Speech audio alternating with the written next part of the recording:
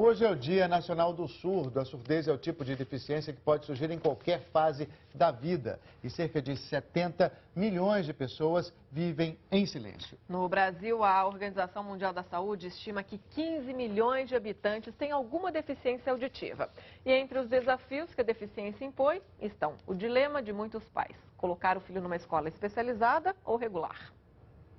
Hoje, a educação dos alunos surdos é motivo de polêmica. O Ministério da Educação defende a integração de todos eles nas escolas regulares. Mas os educadores que trabalham nessa área preferem as escolas especiais ou bilíngues, que ensinam Libras e português. Aumentando mais a discussão, a Universidade de São Paulo fez esse ano uma avaliação do desenvolvimento escolar dos surdos. 9.000 alunos de 6 a 25 anos foram acompanhados e submetidos a provas durante 11 anos. Os resultados mostram que as crianças surdas aprendem mais e melhor com professores e colegas que usam Libras. Essa dúvida que preocupa os pais de deficientes auditivos nasce muitas vezes do medo das dificuldades que a surdez traz e do preconceito. Eles deixam a família tão vulnerável quanto o paciente. Para conhecer a deficiência, é preciso entender como o ouvido humano funciona. O órgão é dividido em 3 partes: o externo, o médio e o interno. As ondas sonoras chegam à orelha e são levadas até o tímpano, que vibra. O estribo, um osso bem pequeno, provoca uma movimentação dos líquidos que ficam dentro da cóclea. As células enviam impulsos elétricos ao nervo auditivo, que os mandam até o cérebro, onde são interpretados como som. Se eu tiver um problema no que a gente chama de ouvido ou orelha externa, eu vou ter um problema de condução do som. A mesma coisa no ouvido médio, eu vou ter um problema de condução do som. Se eu tiver um problema mais para dentro, eu vou ter um problema no ouvido interno, eu não vou conseguir transformar o som na energia elétrica que o meu cérebro consegue entender. Aí eu tenho um problema que a gente chama de sensorial. E aí ainda posso ter um problema no nervo. Vou ter uma deficiência auditiva neural. Na maioria das vezes as coisas vêm combinadas. Aqui no estúdio a gente conversa com Fernando César Capovilla, psicólogo do Laboratório de Neuropsicolinguística Cognitiva Experimental da USP, Universidade de São Paulo.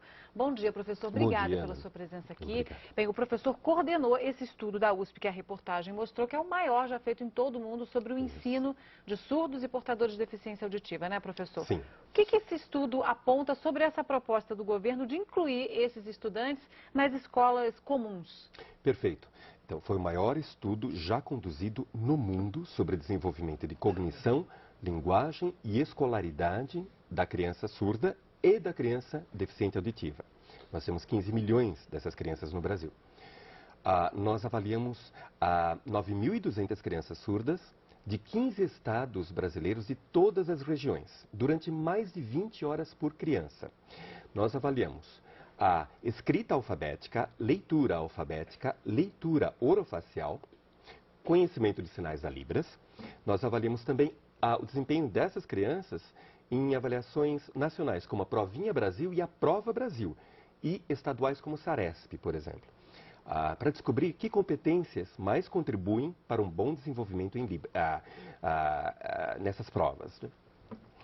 Nós descobrimos que as crianças aprendem mais e melhor português, elas leem melhor, elas escrevem melhor, elas fazem melhor leitura orofacial e sabem mais Libras nas escolas bilíngues do que nas escolas comuns.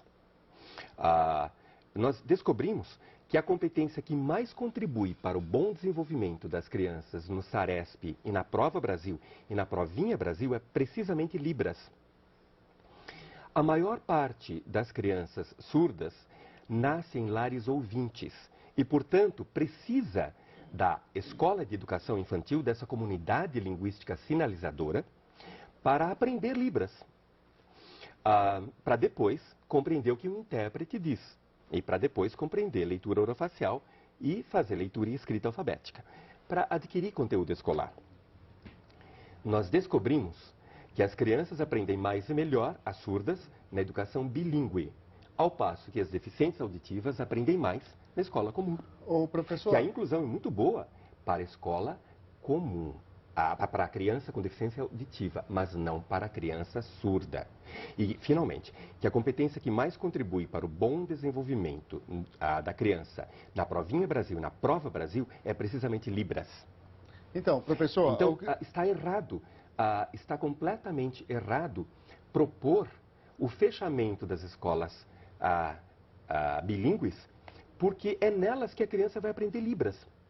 Que vai ser a base para o ensino. Isto, a Libras constitui a metalinguagem, ou seja, o recurso cognitivo, linguístico, que a criança vai usar para adquirir o português lido no papel e lido orofacialmente. Bom, professor, só para a gente fazer um resumo e uma explicagem aqui, que Libras é, na verdade, os sinais, né? A linguagem, por exemplo, que se faz com os sinais para que a pessoa que tem um problema auditivo, uma deficiência auditiva, ela possa compreender. É como se fosse ensinar uma nova língua. E aí, professor, o que eu quero chegar com o senhor é o seguinte, esse estudo acaba concluindo também o que aquela tese acaba determinando de que quem tem deficiência auditiva, na verdade, não pode ser encarado como uma deficiência no processo de aprendizagem. Se tem que ensinar uma nova língua, quer dizer, não tem problema de aprendizagem aí. O que tem problema é um problema de audição. E aí, a partir do momento que ele se aprende uma nova língua, fica muito mais fácil aprender outros contextos do mundo.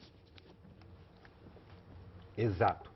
A Libras é a língua materna do surdo brasileiro, ao passo que o português é a língua materna do ouvinte brasileiro.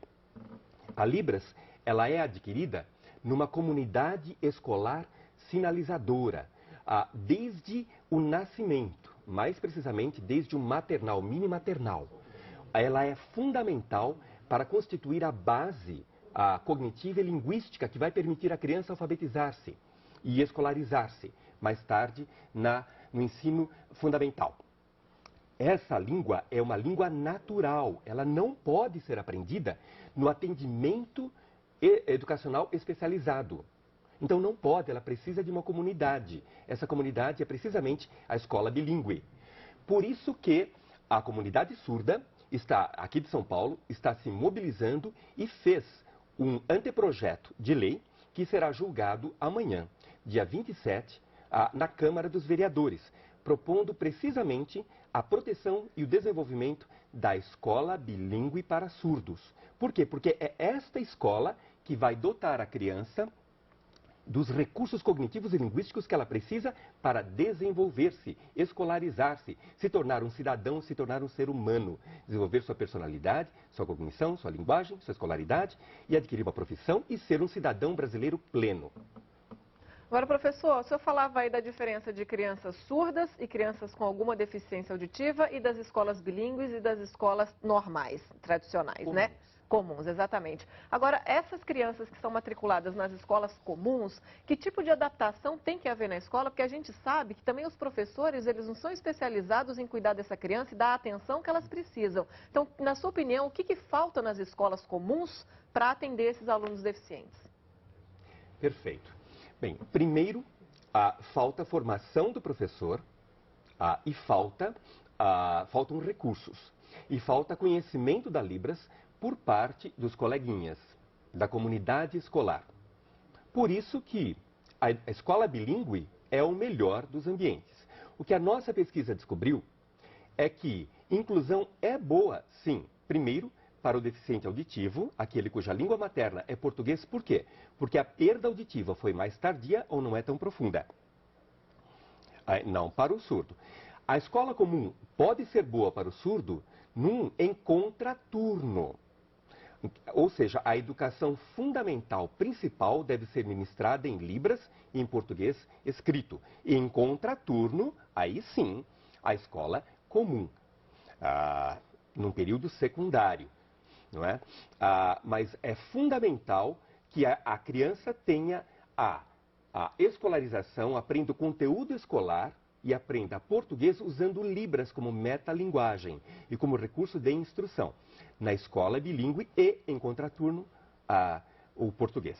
Agora, professor, se o senhor disse que é fundamental que a criança conviva com pessoas que saibam interpretar em Libras, essa teoria de algumas pessoas que defendem que a convivência com pessoas, com alunos, né, que não são portadores de deficiência nem surdos é benéfica, isso não se sustenta? Não, mais ou menos assim. Pegue uma criança de 4, 5, 6 anos e leve-a para a China. E para que ela não se sinta discriminada, não coloque essa criança numa escola de latinos. Não. Coloque-a numa escola de chineses. Aí ela vai ter que aprender conteúdo escolar sem sequer saber chinês. Ninguém a entende, ela não entende ninguém. Ela não consegue sequer fazer uma pergunta para a professora. O que vai acontecer com a personalidade dessa criança? Ela vai começar a apresentar distúrbios emocionais, retraimento, inclusive tendências suicidas. Ela vai ser vítima de bullying. Então, aquilo que se chama de inclusão, em verdade, hoje em dia, é inclusivismo, é ideológico. Ele é bem intencionado, mas é o tipo de boa intenção de que o inferno está cheio. Porque não leva em consideração a criança. Será que para a criança é bom? O que nós descobrimos é que inclusivismo é mau e inclusão é boa. Os surdos são favoráveis à inclusão. Mas que inclusão? Uma inclusão que receba, que inclua a criança inteira, com a sua língua, inclusive. Não deixa a língua de fora. Que inclusão é essa que deixa a Libras de fora? De fora não só do ambiente, mas de fora da criança, ao privá-la de educação infantil e fundamental em Libras. Tá bom, professor. Com essa comparação a gente entendeu bem do que trata essa questão. Eu quero agradecer a sua presença aqui. Eu conversei com o professor Fernando César Capovilla, professor de Psicologia da USP. Bom dia para o senhor. Foi um prazer. Muito obrigado.